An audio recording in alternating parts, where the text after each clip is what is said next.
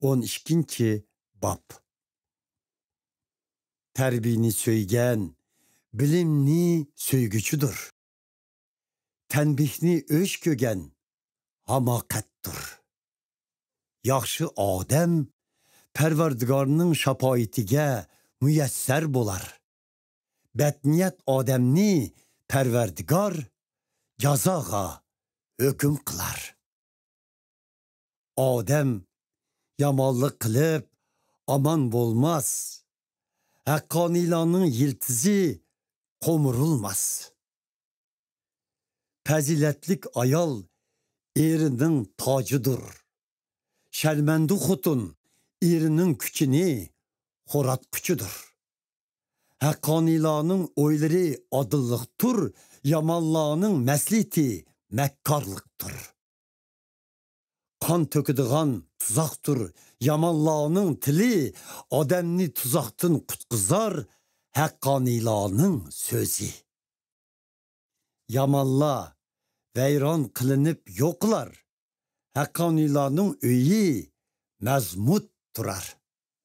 Akıl idrikige qarab, adəm maqtaşqa sazaver bolar. Əgri oy fikirlik kişi közge ilmay qalar. Etibarsız qaralsı mı, çakar yallığan kişi, özünü çoğun tutup nanğa zar bolğuçidin yaxşı. Haqqani adəm öz mal varnını asırmay qalmaz. Yaman adəmnin rəhimdilliki zalimliktir xalas. Yerigi işligennin korsuğu tok, kuru xiyal sürgennin əhli yok. Köz kızartar, rezilnin olcusuğu yamanla, yıldız tatıp mevi birer haqqanıyla. Yaman kişi öz ağzının günahidin tutular. Haqqani adəm müşküllüktin kutular. Adəm yaxşı sözü bilen yaxşılıq tapar. Mehneti bilen inamğa sazaver bolar. Ahmaqның yolu öz nəzirdə doğrudur. Nəsiyyətke kulaq salğıcı danadır. Tezla biliner, kelse ahmaqның açıqı, hakaretke uçurğanda zirek çandırmaz inkasını. Bildirer, haq sözlügüçi adıllıqni, yalğan guvallık bergüçi saxtılıqni. Oylumayla qılğan söz qiliştek tıqılar, danalanın sözü dava bolar. Rast gep məngü püttirəb turar, yalğan gep bir demlik bolar. Yaman niyetli kişinin könlüde heyligerlik bolar.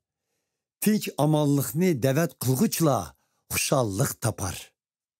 Haqqani adamның beşiğa hiç külpet düşmez, rezille bəxtsizliktin qutulalmaz. Pərverdigar yirginer, yalğan sözlərdin, xursən bular söz hərəkiti səmimi boğalladın. Bilindirmez zirekle öz bilimini, aşkarlar ahmakla özünün nadanlıkını. Tirişkan kol hukuk tutar, vurun alvanğı tutular. Mükçeyter gəm endişe kişini, xuşqılar bir iğiz yaxşı söz ademni.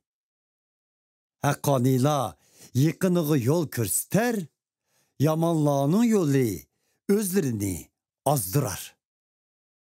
Urun, hatta eriner, pişuruşqa olğan ovni, tirişçallık bosa adamның kımmetlik baylıqı. Haqqanilanın yolu da hayatlık bardır.